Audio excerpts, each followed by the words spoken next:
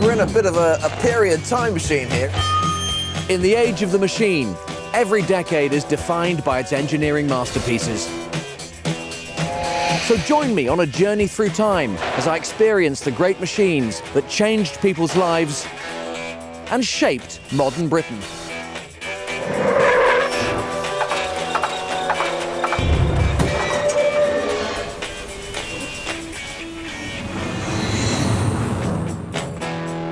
The 1960s, the decade that generates an instant wave of nostalgia, when Britain emerged from the austere post-war days of the 50s with more energy, money, and a desire for change.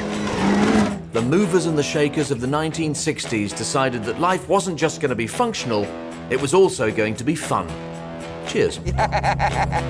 Now there was a growing demand for machines that were faster, cleverer, and preferably incredibly cool. British engineers needed to embrace the spirit of the times with radical thinking and radical machines, with revolution by design.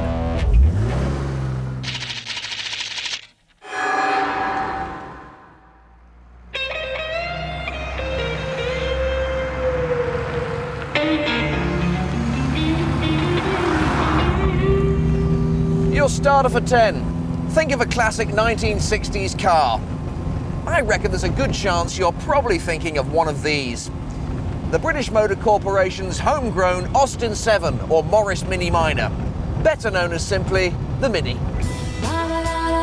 With everyone from pop stars to models and actors proud to be behind the wheel, this great little car became the height of chic.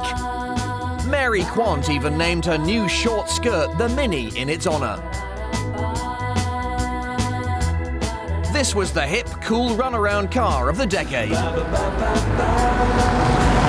Which is ironic, as the Mini never set out to be trendy. It was built to get Britain out of an oil crisis. In 1956, the UK clashed with Egypt over ownership of the Suez Canal. Oil tankers were banned from using the canal, and the UK was starting to run short of fuel.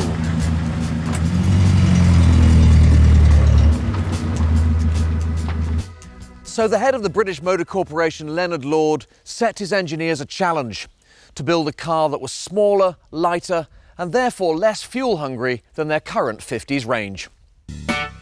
Leonard Lord wanted the new design to be even smaller than their top-selling Morris Minor, just 10 foot by 4 foot by 4 foot high, to use most of the same standard factory parts, and yet still feel spacious for 4 adults and their luggage.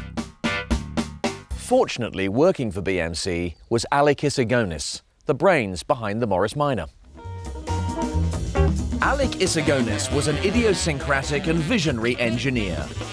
By this time, he was already a famous car designer, but the Mini would be his finest hour. Issigonis eventually managed to turn this lot into this. A tiny car with an amazing 80% of its total floor space dedicated to the passengers and their luggage, and 22% lighter than the Morris Minor. So how did he achieve it? With this 1952 Morris Minor, you have what was then a standard layout, with the 4-cylinder engine in line with the car, with the gearbox behind it under there. But in the Mini, the engine is packed into an area 1/3 of the size. To maximise space inside the car, Issigonis turned the engine around and mounted it across the car, or transversely. A perfect solution, except for one major hitch. There's no room for the gearbox. Where did he put that gearbox?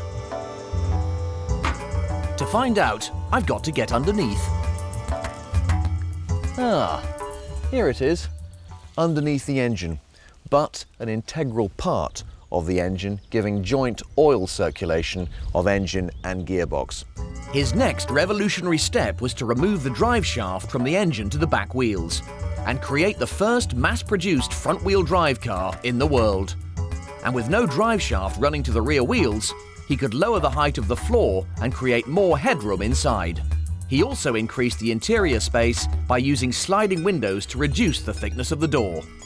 The space saved by not having a window dropping down into the door was turned into storage, with these side pockets large enough, or so rumour has it, to fit a bottle of gin. Apparently Issigonis was rather partial to the odd dry martini. The interior is beautifully minimalist, and his personal touches are everywhere. There's an ashtray as he was a chain smoker, but he liked silence, so there's no radio. After 2 years of development, the Mark I was ready. Weighing just 615 kilograms, it achieved a remarkable 40 miles to the gallon and a top speed of 72 miles an hour, all for just 496 quid. Issigonis called it his charwoman's car. It was an affordable masterpiece for the working classes. Come on, Minnie, you can do better than this. God save us. This old pudding stirrer of a gear stick. But at first, not everyone wanted to be seen in this cheap, funny-looking car. You always feel slightly comic driving a Mini. I feel comic for some reason. It's like a go-kart, you think? You just do that and everyone flies all over the place. It's good actually, it's tight, nice one. But attitudes soon started to change. This great little runaround let you get out and explore the wonders that 60s Britain had to offer. No, oh, a horse. Oh, hello, hello, hello. Don't look at me like that, all right? That's the only slight problem when you're in a car that's smaller than a cow. sorry, I'm sorry, I've done nothing wrong, we're cow lovers. Soon the Mini was available in a wide range of different shapes and sizes and became a successful family car. But how did it become one of the great iconic machines of the decade? Issigonis' Mini had caught the eye of another talented engineer, John Cooper. John and his father Charles were famous for pioneering rear-engined cars in Formula One. They looked at the Mini's lightweight frame, low centre of gravity and wide track, and saw huge potential to transform it into a racing car. It may not look that different, but this Austin Mini Cooper has 3 times the power of the Mark I. On the rally circuit, the engine was up to 1293cc and 110 horsepower. High compression pistons, twin carburetors, disc brakes, bucket seats, and a racing exhaust all made the Mini something of a different animal. This little racer could hit a top speed of 97 miles an hour, which in a car this small and low to the ground must feel very, very fast. With British rally driver Clive King at the wheel, I'm about to find out how fast. Here we go.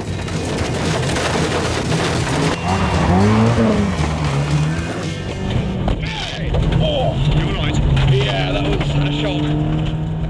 Thought half of Wales was It's plenty solid, don't worry.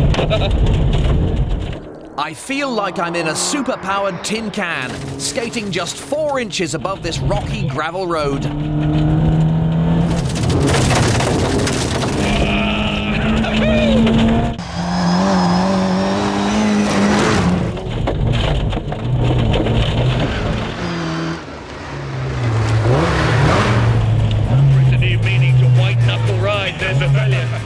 In 1962, the Mini Cooper entered one of the toughest races in the world, the Monte Carlo Rally, taking on established big guns like Mercedes and Saab. That was good. Sorry. The Mini Cooper won the Monte Carlo an amazing 3 times. A giant killing success that turned Issigonis' Mini into an international superstar. And now, everybody wanted one. BMC's factories cranked up production to over 200,000 a year, and the ingenious revolutionary Mini became one of the greatest icons of all time. 60s Britain saw old values thrown out, people standing up for their rights, and a sexual revolution. Changes reflected in cool new fashions and futuristic space-age designs. In fact, the whole country was getting a facelift. 1960s, massive house building programs were transforming cities. The government set a target of 300,000 new homes per year. And in true 60s style, they commissioned new futuristic designs. The new vogue in the world of architecture was stark, hard-edged blocks of concrete and glass. And not everyone approved. Ian Fleming, the author of the James Bond novels, was one who certainly hated it. So much so that he named one of James Bond's adversaries, Goldfinger, after the leading 1960s architect, Erno Goldfinger. This is one of the most famous Goldfinger designs, Trellick Tower in West London, a 31-storey block of flats with a separate lift tower. It's either iconic or an eyesore, depending on your point of view. Personally, I have to say I'm with Fleming on this one. With new homes and more money to spend, the number of household gadgets rocketed. Instamatic cameras, Super 8 film, stereos, and the nation now had 15 million televisions and over 4 million telephones. But the boom in phones and televisions was causing a huge problem for the country's communications network. Britain was linked by old cables and manned telephone exchanges, which couldn't cope with the massive increase in demand. To keep the phones of the future ringing, we needed a technological revolution. Welcome to the hub of the revolutionary system, London's Post Office Tower. A tower for telecommunications. And a darker, more secret role in Britain's Cold War defence. This stylish 60s building is also a great big British machine. The lift is now travelling at 1,400 feet per minute. At 188 metres, it was the tallest building in London at the time. Designed to make use of a technology called microwave transmission. Microwaves are high-frequency radio waves that could be used to transmit 10 times as much data as the old cables. This is the business end of the tower. These horns behind me are the original 1960s microwave dishes. They sent out microwave signals to other towers roughly 25 miles away, which could beam the signals on across a network of 130 relay stations around the country. This entire network was monitored from inside the Post Office Tower, down on floor 14. It's like time has stood still in here. It's absolutely fantastic. Virtually nothing has changed since it was built by the Ministry of Building and Public Works back in 1965. I feel like I'm in a time warp, surrounded by perfectly preserved electronics from a different age. Now that is a control board and a half. Fantastic mesh on the old tester number 192B/WKC/1. The chord tester. I'm not wearing my cords today. I haven't a clue what these things mean, but listen. You know that switch is on. Nowadays you get these horrible electronic press, is it on or is it off kind of switch, whereas these days you knew it was on. Gain normal, we'll leave it there. Without these electronics, you actually had to book a slot with an operator to make a long-distance call.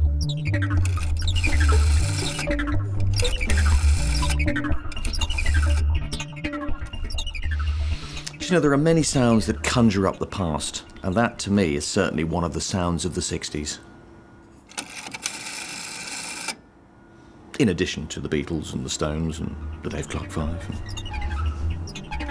With these machines and the new microwave network, the tower could handle over 150,000 telephone calls at once. Don't think I'd like to rewire this lot. Computers received, processed and transmitted the calls. Everything was done electronically. Only a few humans were needed for maintenance, and working in the tower could be, well, a lonely job. This is the Post Office Tower. Come in, Portsmouth.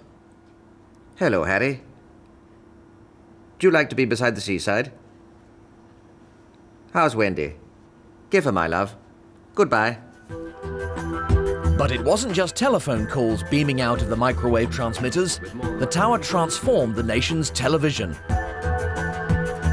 The old cables could only transmit 2 channels of fuzzy black and white pictures. The microwave network could send out 40 channels at once. Now live television, outside broadcasts and simultaneous transmission to the entire country were possible. Through these transmitters passed some classic TV moments from the decade, like the 1966 World Cup final. They think it's all over. It is now. And of course, Britain's first colour TV image, Wimbledon 1967. Ooh, I say, what an absolute peach of a shot by the Australian. And on the 21st of July 1969, the Post Office Tower brought the British public the mind-blowing images of man's first step on the moon. Let's see who's on the line. Just blow off the 50-year-old dust first. The Soviets are coming? When? The Cold War arms race was escalating. In 1962, US and Soviet tensions came to a head in the Cuban Missile Crisis, making the fear of nuclear war more real than ever. A war that the Post Office Tower was designed to survive. Interestingly, one of the main reasons for making the tower round is so that it had more chance of withstanding a nuclear blast. It was thought that the curved shape would deflect the shockwaves better than the sides of a square building. The hope was that while conventional cables would be easily destroyed, the new microwave network could be kept operational, keeping Prime Minister Harold Wilson in contact with the outside world. The hope was that if a bomb did hit Britain, the Prime Minister, safely smuggled deep inside his bunker in the Wiltshire Hills, could make a distress call via this tower to the rest of the world. Something along the lines of, "Help! Now, where were we, Mary? Got any tobacco?" The distress signal would be beamed down across the country to Goonhilly Satellite Station, then up to Telstar, the world's first communication satellite, and then down to, well, whoever was left and might be listening. Because of its Cold War defence connections, it was part of the Official Secrets Act. So, the Post Office Tower was never actually marked on a map. There, blank. Now there's absolutely no chance of anyone ever finding a huge tower with massive satellite dishes attached to the side, is there? In fact, it wasn't just a rubbish official secret. It was actually a tourist attraction with a revolving restaurant on floor 34. Even Soviet dignitaries were invited to come and enjoy a prawn cocktail and a glass of Blue Nun. This was the UK's first and only revolving restaurant. This is where the cool, the rich, the sophisticated would come and hang out and generally look groovy as they let the evening skyline slowly drift by, over a vodka martini or two. Shaken, not stirred. Over 4.5 million people flocked to the Butlins-owned restaurant to get a taste of the high life, including the leading stars of the day. The background, the greatest city in the world. Here it would seem the sky is really the limit. It might have seemed impressively high-tech at the time, but in fact, it was rather straightforward. Down through a trapdoor and underneath the chic restaurant, it looks more like a fairground ride.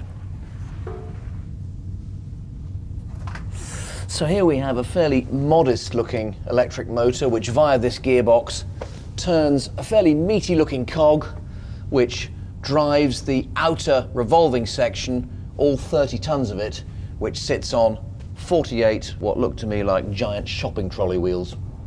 It looks like an original motor, doesn't it? So it looks 60s with all the ribbing and Radicon announced on the top of the gearbox there. Made in England, bull. Yeah, good stuff. Solid. But in 1980, the restaurant closed to the public when its franchise ran out, and London's only revolving dining room ground to a halt. But does it still work? Yes, it does. The little 2-horsepower engine still powers the big cogwheel and rotates the entire 30-ton floor 360 degrees in just 22 minutes.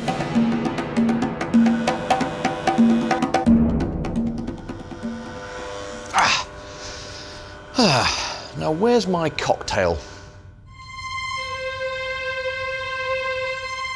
The spinning restaurant was the icing on the cake of a truly revolutionary Great British Machine. But communications wasn't the only network getting a radical overhaul in a modernised Britain. In the 1960s, 4,000 miles of railway lines were closed down, while 1,000 miles of a new breed of road were being built, the motorway. These new fast roads created a fantastic opportunity for the road haulage industry to take lucrative freight business away from the rail companies. Unfortunately, the typical lorries of the day were slow, noisy bone shakers with cold, cramped cabs. Not great for long-distance trucking. They needed their own revolution. This is a 1967 Leland Super Comet, a 60s workhorse that transformed the life of the modern lorry driver. It was the first lorry to be designed with the comfort of the driver in mind. For safety at high speeds on the motorway, it had radial ply tyres that were puncture resistant and powerful air brakes. But the most groundbreaking feature of the Super Comet was the cab. There we go, tilt cab. Absolutely revolutionary, instant access to the engine. Mechanic's dream really, compared to the older trucks where you had to sort of reach down the side for changes or, for bigger jobs, drop the engine out of the bottom of the truck. But the really revolutionary part was the ergonomically designed interior. Right, ergonomic. Designed for maximum comfort, efficiency, safety and ease of use, especially in the workplace. In a lorry? It's extraordinary. But just how comfortable is it? To find out, I'm going to take it for a spin with classic lorry enthusiast John Gowler, who's owned this truck for 40 years. Hey, look at that, it's great. All right, John. Yep. So it's right across from what, is it? No, it's just there. just there. Okay. Just there. All right. The non-synchromesh gears on this old girl might take some getting used to. You might be in third, I think. Huh? You might be in third. You're all right. I'm in third. Yeah, you're all right.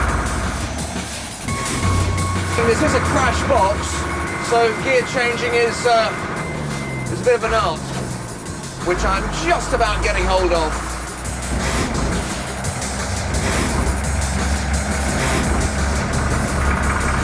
What's that? Is that? I finally got me gears sorted and can now appreciate the finer details of the ergonomic design. Yeah, the driving position on this Super Comet is absolutely superb. Plenty of visibility. I've got everything all around me, easily accessible. The indicators over here. Power steering is just a joy to use compared to earlier trucks. Handbrake there. Even got a heater. Now that separates trucks, of course, from the modern era, from the old era when you just had to wear a nice stout coat. And although you've got the engine right beside you, it's not really that intrusive. You know, at 55 miles an hour, you can still have a decent conversation without having to bellow. The Super Comet set a new standard for British lorries. In these revolutionary cabs, drivers took on much longer haulage routes on the new motorways. And they were built to last. This one's completed an amazing 700,000 miles. Yeah, there we are with the big Leland logo that so many people associate with unreliability. And that is an opinion really that's based on the cars. But really, when you look at this truck, Leland 400 engine, 7 times around the clock, 300,000 miles in the first 6 years. And after that, just piston rings and shells. That was all that was changed. And it was ready for another 400,000 miles. Absolutely brilliant. By the end of the 60s, with lorries like this, the road haulage business increased by 60%. And the era of the modern long-distance truck driver was born. But the road haulage companies weren't having it all their own way. An even more revolutionary machine saw thousands of their customers go DIY.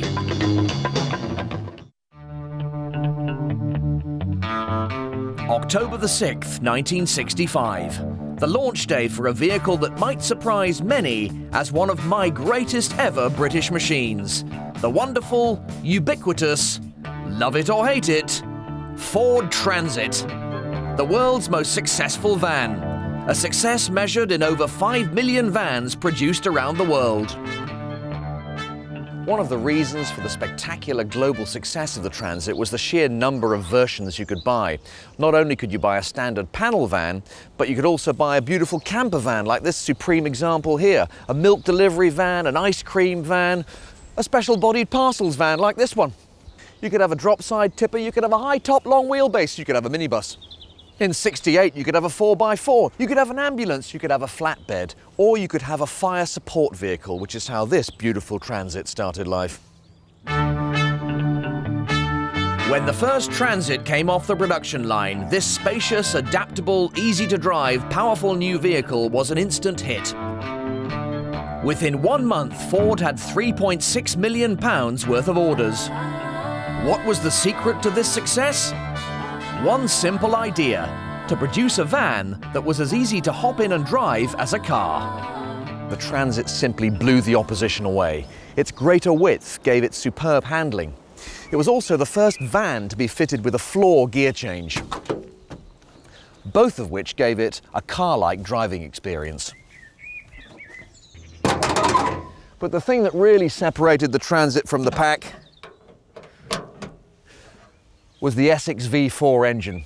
This beauty here pushed the Transit along at cruising speeds in excess of 70 miles an hour when the opposition were running out of breath at 50. And where else would you find that torquey Essex V4? In Ford's classic British bad boy racer, the Capri. And I don't know about you, but as far as vans go, I think it's a bit of a looker. This was a van that shouted, "Get out of my way, I'm the new king of the road." And with a car-type gearbox, brakes and steering wheel, it was a wonderful, affordable DIY alternative to hiring a trucking company. For all sorts of businessmen and a new wave of entrepreneurs, like Richard Branson, who started his first business transporting records in a Transit. As an alternative to using a haulage company to move your stuff, the easy-to-drive Transit was also perfect for the independent businessman. Whether you were a tradesman or wanting to make a quick getaway.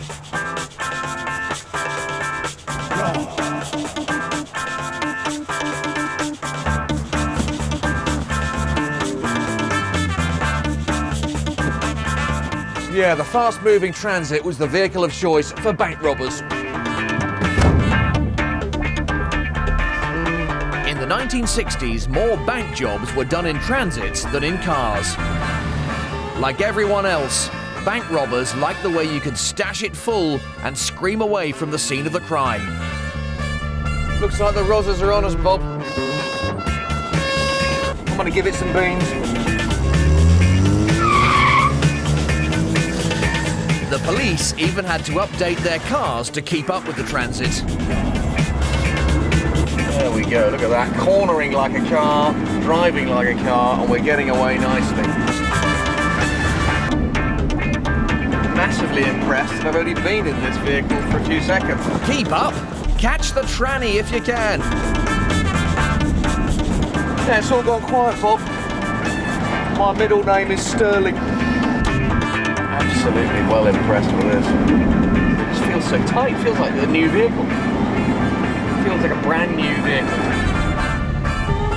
Spacious, fast, and a joy to drive. The Transit van. It's impossible to imagine life in Britain without it. Uh-oh, I got so into the wonders of this machine, the Rozzers have gone and nicked me. Sorry, Bob. In an age of mini everything, this is modern mini transport. The 60s were fast becoming a golden era for invention. Even the craziest ideas were getting their 15 minutes of fame. And one great British inventor who had been struggling for years to be taken seriously finally had his day. Tins of coffee, kitchen scales, a hairdryer. Not the ideal starting point for the invention of a revolutionary machine, you're probably thinking. But if we put 2 ounces on the scales and then blow hot air straight onto the scales, we'll see that it lifts the 2 ounces. Now, if we try this with 4 ounces on the scales, it struggles. So what you do is take a reasonably large tin and place another tin inside it, and then blow hot air between the 2 tins, creating an annular jet that produces a much more powerful downward force. Here we go. And there we have hoverage. We're lifting 4 ounces. And that's the basic principle of the hovercraft. Inventor Christopher Cockerell first carried out this experiment in his garden shed in 1953 and became convinced he could make boats that could fly. To get his idea to fly, Cockerell needed to convince the people with money that his quirky invention would work and be useful. This model, made out of canvas and wood, was the very first hovercraft prototype built by Cockerell in 1955. His flying boat had many admirers, but when trying to raise the finance, he hit an unexpected problem. The Admiralty said it was an aircraft and not a boat, so they weren't interested. The Air Ministry said it was a boat and not an aircraft, so they weren't interested. And the Army just weren't interested. But Cockerell was determined to see his idea come alive. He knew his craft had a totally unique selling point. If I try and push the hovercraft across the ground like that, it's actually quite difficult to do. If we produce our cushion of air between the hovercraft and the ground, it lifts the hovercraft, and then there's no friction between the craft and the ground, and it moves around really easily. Like so. No friction at all. And after 6 years, his belief in this frictionless craft paid off. Inspired by the fanciful flying saucer stories, the current crop of inventors is out to make rumor reality, it seems, as with Britain's new hovercraft. The National Research Development Council provided the cash, and in 1959, Cockerell's first hovercraft finally took to the water. The idea may seem outlandish now, but the inventor predicts someday hovercraft the size of the Queen Mary will cross the Atlantic at 100 miles an hour. Now, I've been told that your average hovercraft exerts about as much pressure on the ground as a seagull standing on one leg. So, to prove the gentle touch of the mighty hovercraft, we're going to put it to the egg test. Let the experiment begin. And my hovercraft of choice for this demonstration? Nothing less than the 1969 two-man Hoverhawk that Ranulph Fiennes took on his exploration of the White Nile. So yes, we're in a bit of a period time machine here. It's very 60s, it's very Thunderbirds, it's very sort of Danger Man, sort of early James Bond and The Saint. All these things are conjured up by sitting in this extraordinary machine. It's powered by 3 motorcycle engines ostensibly, 1 for lift and 2 for propulsion. I'm going to try and fly over 30 eggs. Wish me luck.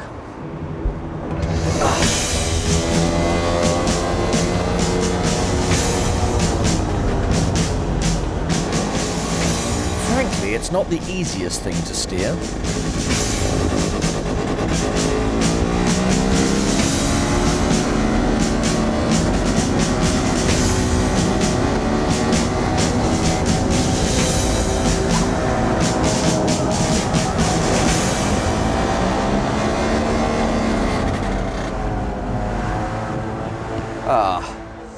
Well, on the face of it, our Hoverhawk friend here has failed the egg test. It has to be said. But look at this. Look at this. I would say that the skirt actually caused the damage to those eggs, and the actual downward, inward pressure created by the hovercraft has actually not damaged these eggs at all. And look at them, they're all intact. They're all intact, so in fact, our experiment has been an absolute success. The ability to hover makes these machines fast, efficient, and incredibly versatile. They're the perfect amphibian, flying over water, sandbanks, snow, and ice. Hovercraft can access 75% of the world's coastline, compared to only 5% for boats. Cockerell's invention was an instant hit with the press and the public. And in 1961, aircraft producers Saunders Roe were commissioned to start building commercial hovercraft. This is number 25 of the first production hovercraft built for commercial use. The 1965 10-ton Saunders Roe Nautical, or SRN6. It could carry 38 passengers, cruising at 50 knots, 57 miles an hour. And of course, you need some pretty beefy engine power to create the lift and propulsion for a 10-ton machine. Up here we have a single Rolls-Royce Gnome gas turbine aircraft engine.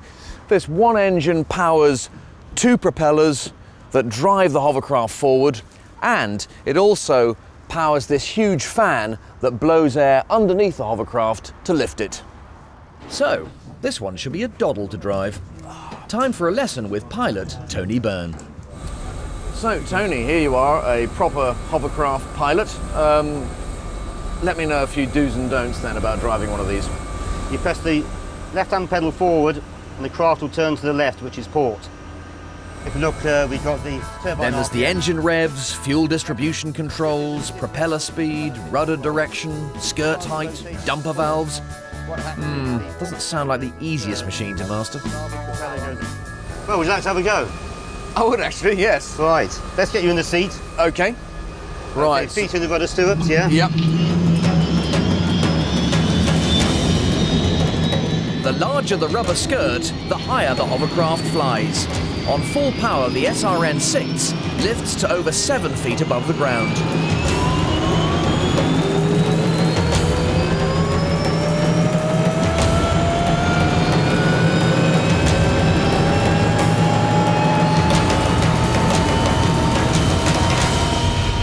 Okay, so we're up to about 13 and a half. Bring us slightly back.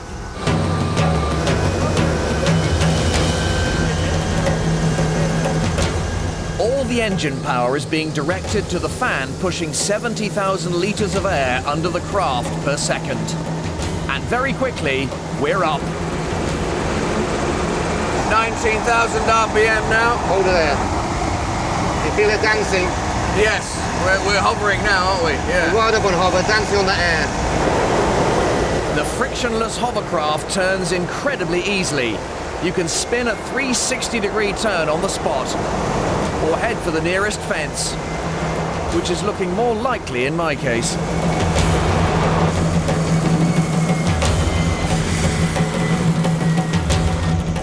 Feel it moving? Yeah.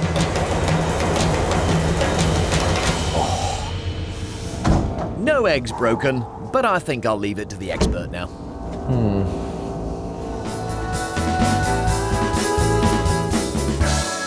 Hovercraft have been built in all shapes and sizes, from little one-person explorers to the biggest in the world, the SRN4, which used to carry up to 55 cars and 424 passengers across the English Channel at up to 70 miles an hour in just 22 minutes. The great popularity of Cockerell's invention has spread all over the world. A little bit of British genius that can still reach the places that other machines simply can't. But there's one machine that, above all others, I think encapsulates the inventiveness, revolutionary design, and pure joy of British engineering in the 60s. It's been called the most beautiful car ever built. No, it's not a Ferrari, or an Aston Martin, or a Mercedes. It is, of course, the Jaguar E-Type. It has everything you could ever want in a car: looks, comfort, handling, and power. There's a raw power from the 3.8-litre Jaguar engine that gives magnificent acceleration and superb high-speed cruising. The secret to this car's success lies in her stunning good looks. The E-Type's curves are the perfect marriage of form and function. The design came from a heritage of spectacular racing cars. At a time when aerodynamics were starting to dominate racing, and Jaguar were regular winners, with their extraordinary streamlined C and D types designed by Malcolm Sayer.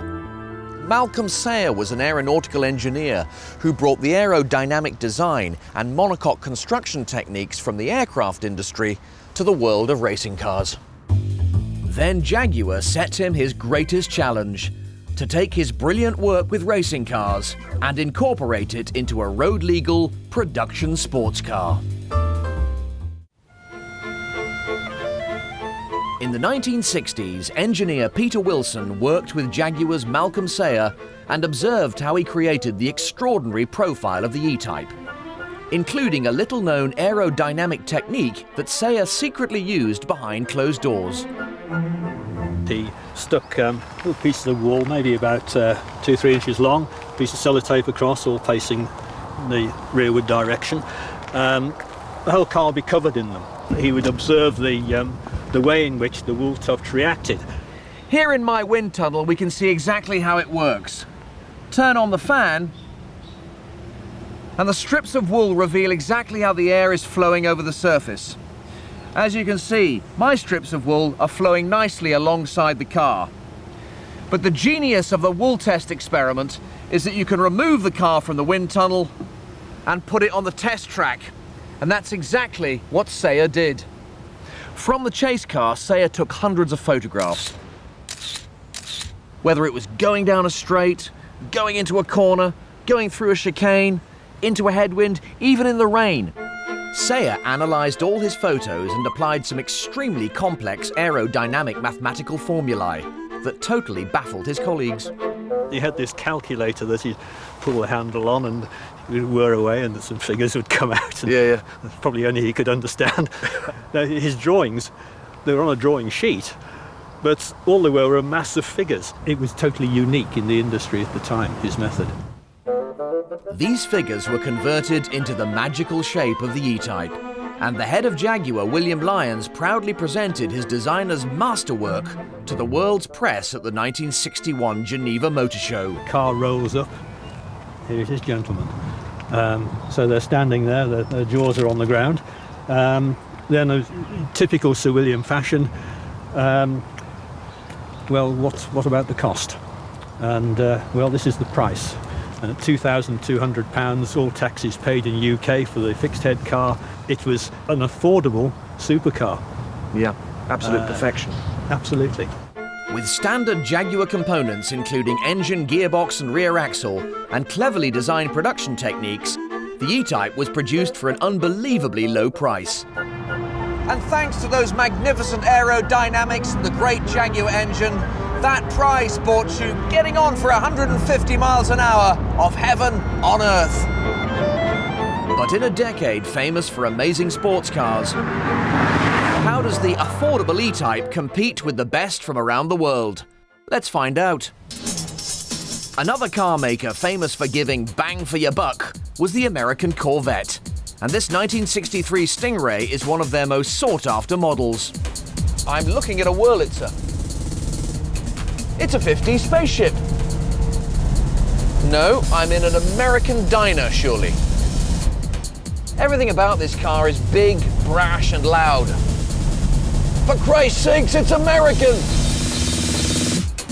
$4,037 in the day for a 360 horsepower American muscle car that was great in a straight line.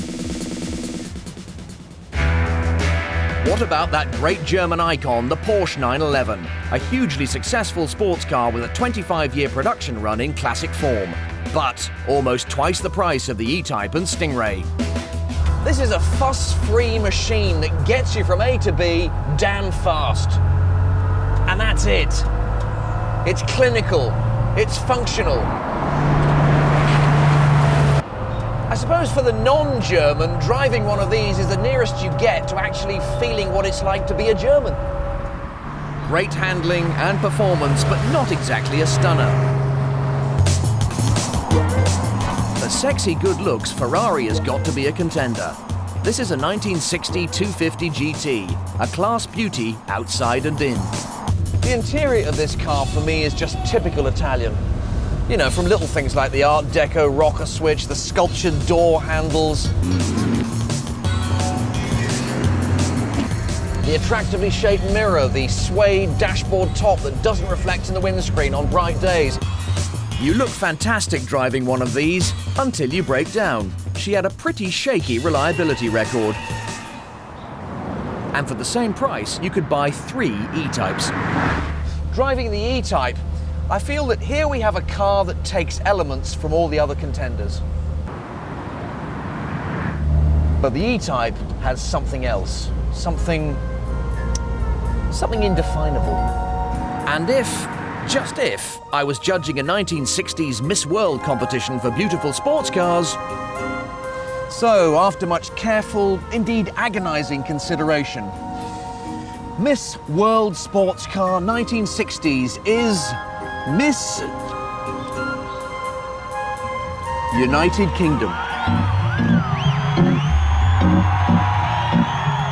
Never in doubt, really. Looks, comfort, handling and power. It's got it all. Being a huge Jaguar fan, maybe I'm a little biased. But I don't think the great Enzo Ferrari was. He called the E-Type the most beautiful car ever made. In 14 years, Jaguar built over 72,000 E-Types. A fantastic British export, seducing people across the world. For me, this car embodies the great British machines of the 60s. Style, beauty, and ingenious engineering. And for the first time, you didn't have to be part of the rich elite to afford one. The 60s embraced radical new designs for an era which changed the rules and set new standards. With machines that even now, 50 years on, still look totally revolutionary.